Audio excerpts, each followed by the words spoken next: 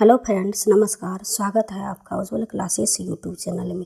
मैं प्रेमलता आप लोगों का पुनः स्वागत करती हूं। इस वीडियो में हिंदी साहित्य के अति महत्वपूर्ण वस्तुनिष्ठ प्रश्न करेंगे जो एग्जाम की दृष्टि से बहुत महत्वपूर्ण है। इस वीडियो में हम उन्हीं प्रश्न को लिए हैं जो एग्जाम में पूछे जाने की संभावना है, इसलिए इस वीडियो को पूरा देखें। चलिए बिना समय बर्बाद करते हुए शुरू करते हैं।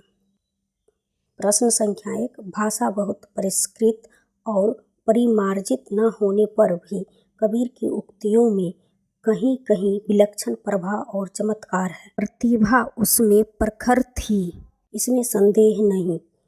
पंक्ति के लेखक हैं ऑप्शन से हजारी प्रसाद द्विवेदी, डॉक्टर राममूर्ति त्रिपाठी, आचार्य रामचंद्र शुक्ल।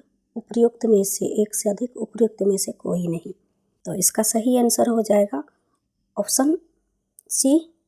यह कथन जो है आचार्य रामचंद्र शुक्ल जी, ऑप्शन सी इसका सही आंसर है। बढ़ते हैं अगले प्रश्न की ओर। प्रश्न संख्या 2। संत का नाम किसने दिया है? ऑप्शन हैं आचार्य रामचंद्र शुक्ल ने, हजारी प्रसाद द्विवेदी ने, राम कुमार वर्मा ने। उपयुक्त में से एक से अधिक, उपयुक्त में से कोई नहीं।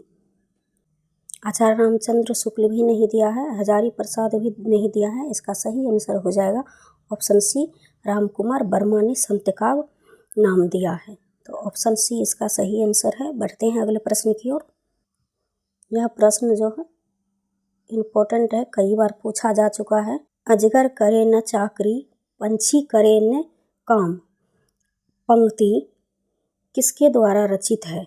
ऑप्शंस हैं मलुकदास, भिखारी दास, सुंदर दास। उपयुक्त में से एक से अधिक, उपयुक्त में से कोई नहीं। तो सुंदर दास भी नहीं है इसका आंसर, भिखारी दास भी नहीं है। इसका सही आंसर है, ये पंक्ति जो है मलुकदास जी की हैं। बढ़ते हैं अगले प्रश्न की ओर। प्रश्न संख्या 4। जयशंकर प्रसाद के किस कृति को पहले ब्रजभाषा तथा बाद में खड़ी बोली में रूपांतरित कर दिया गया? ऑप्शंस हैं प्रेम पथिक, कानन कुसुम, झरना। उपयुक्त में से एक से अधिक, उपयुक्त में से कोई नहीं। ये प्रश्न भी पूछा जा सकता है, तो इसे भी ध्यान रखेंगे। तो झरना भी इसका आंसर नहीं होगा, कानन कुसुम भी नहीं होगा। इसका सही आंसर हो जाएगा प्रेम पथिक को जो है पहले ब्रजभाषा में तथा बाद में खड़ी बोली में रूपांतरित कर दिया गया। कौन सी रचना को? प्रेम पथिक को। तो इसे ध्यान रखेंगे। बढ़ते हैं अगले प्रश्न की ओर। प्रश्न संख्या 5। कामायनी का 9वां सर्ग कौन सा है? ऑप्शंस हैं कर्म, ईर्ष्या, ईरा। उपयुक्त में से एक से अधिक, उपयुक्त में से कोई नहीं। तो कामायनी का 9वां सर्ग जो है ईरा है, तो ऑप्शन सी इसका सही आंसर है। बढ़ते हैं अगले प्रश्न की ओर। प्रश्न संख्या 6। कालिदास के उस ग्रंथ का नाम बताइए जिसमें राम कथा है। ऑप्शंस हैं मेघदूत, रघुवंश, अभिज्ञान शकुंतलम। उपयुक्त में से एक से अधिक, उपयुक्त में से कोई नहीं। मेघदूत भी है, रघुवंश भी है, अभिज्ञान शकुंतलम भी है। इसमें पूछा गया है राम कथा पर आधारित है। किस रचना में राम कथा है, ये हमसे पूछा गया है। तो इसका सही आंसर हो जाएगा ऑप्शन बी। राम कथा जो है रघुवंश में है, तो ऑप्शन बी इसका सही आंसर है। बढ़ते हैं अगले प्रश्न की ओर। प्रश्न संख्या 7। इनमें से तुलसी की उस रचना का नाम बताइए जो कवित्त सवैया शैली में लिखी गई है। ऑप्शंस हैं रामचरितमानस, विनय पत्रिका, कवितावली। उपयुक्त में से एक से अधिक, उपयुक्त में से कोई नहीं। तो तुलसीदास की रचनाएं रामचरितमानस भी है, विनय पत्रिका भी है, कवितावली भी है। तो यहाँ पर पूछा गया है कवित्त सवैया शैली में लिखी गई रचनाओं का नाम बताइए। तो इसका सही आंसर हो जाएगा ऑप्शन सी। कवितावली जो है कवित्त सवैया शैली में लिखा गया है, तो ऑप्शन सी इसका सही आंसर है। बढ़ते हैं अगले प्रश्न की ओर। प्रश्न संख्या 8। इनमें से रीतिकाल का कौन सा कवि प्राकृतिक चित्रण के लिए सुविख्यात है? ऑप्शंस हैं पद्माकर, भूषण, घनानंद, उपर्युक्त में से एक से अधिक, उपर्युक्त में से कोई नहीं।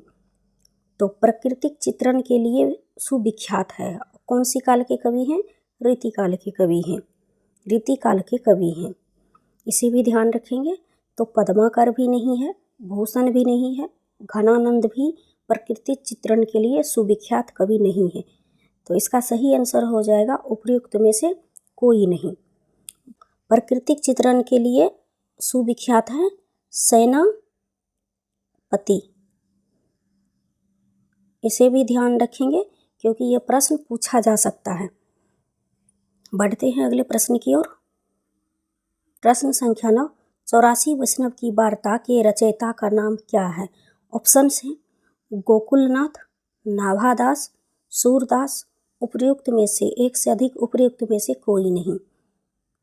इसका सही आंसर हो जाएगा ऑप्शन ए, गोकुलनाथ जो है 84 वैष्णव की वार्ता का रचयिता है। ऑप्शन ए इसका सही आंसर है। बढ़ते हैं अगले प्रश्न की ओर। प्रश्न संख्या 10, उदयभान चरित किस रचना का दूसरा नाम है? ऑप्शन से प्रेम सागर, सुख सागर, रानी केतकी की कहानी, उपर्युक्त में से एक से अधिक, उपर्युक्त में से कोई नहीं। रचना का दूसरा नाम है, प्रेम सागर भी नहीं है, सुख सागर भी नहीं है। इसका सही आंसर हो जाएगा ऑप्शन सी, रानी केतकी की कहानी जो है, रानी केतकी की कहानी का दूसरा नाम उदयभान चरित है। तो इसे भी ध्यान रखेंगे, ये क्वेश्चन पूछा जा सकता है, तो इसे ध्यान रखेंगे। बढ़ते हैं अगले प्रश्न की ओर। प्रश्न संख्या 11, महावीर प्रसाद द्विवेदी ने सरस्वती पत्रिका का संपादन कब से संभाला था? ऑप्शन से 1900 ईस्वी, 1920 ईस्वी, 1903 ईस्वी, उपर्युक्त में से एक से अधिक, उपर्युक्त में से कोई नहीं। तो इसका सही आंसर हो जाएगा महावीर प्रसाद द्विवेदी ने सरस्वती पत्रिका का संपादन शुरू किया था या संभाला था 1903 ईस्वी से। ऑप्शन सी इसका सही आंसर है। बढ़ते हैं अगले प्रश्न की ओर। प्रश्न संख्या 12, आचार्य रामचंद्र शुक्ल ने हिंदी गद्य के प्रवर्तकों में इनमें से किसे स्थान दिया है? ऑप्शन हैं सदा सुखलाल, नियाज, ईसा अल्लाह खां, भारतेंदु, उपर्युक्त में से एक से अधिक, उपर्युक्त में से कोई नहीं। तो इसका सही आंसर हो जाएगा ऑप्शन ए, सदा सुखलाल नियाज जो है हिंदी गद्य के प्रवर्तकों में स्थान दिया रामचंद्र शुक्ल ने। तो ऑप्शन ए इसका सही आंसर है। बढ़ते हैं अगले प्रश्न की ओर। 13, नागरी नीदर नामक साप्ताहिक पत्र के संपादक कौन थे? नागरी नीदर किस प्रकार की पत्रिका थी? इसे भी ध्यान रखेंगे, साप्ताहिक थी, सप्ताह में एक बार निकलने वाला पत्रिका था नागरी नीदर।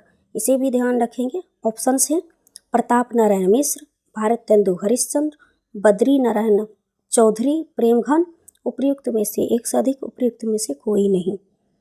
तो इसका सही आंसर हो जाएगा ऑप्शन सी, नागरी नीदर नामक साप्ताहिक पत्रिका के संपादक थे बद्री नारायण चौधरी, प्रेमघन।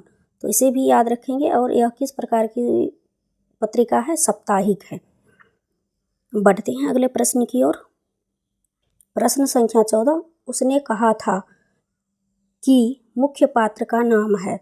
ऑप्शन से खालसा सिंह, करतार सिंह, लहना सिंह, उपर्युक्त में से एक से अधिक, उपर्युक्त में से कोई नहीं। तो इसका सही आंसर हो जाएगा, इसका जो मुख्य नायक था, नायक का नाम था लहना सिंह। तो ऑप्शन सी इसका सही आंसर है। बढ़ते हैं अगले प्रश्न की ओर। प्रश्न संख्या 15, वे धर्म विशिष्ट द्वैतवादी विचारों में गांधीवादी और साहित्य में अभिधावादी हैं। यह कथन मैथिली शरण गुप्त के विषय में किसने कहा है? ऑप्शन है डॉक्टर गणपति चंद्र गुप्त, डॉक्टर बच्चन सिंह, डॉक्टर रामचंद्र शुक्ल, उपर्युक्त में से एक से अधिक, उपर्युक्त में से कोई नहीं। तो इसका सही आंसर हो जाएगा, ये कथन जो है डॉक्टर बच्चन सिंह द्वारा कहा गया है। बी इसका सही आंसर है।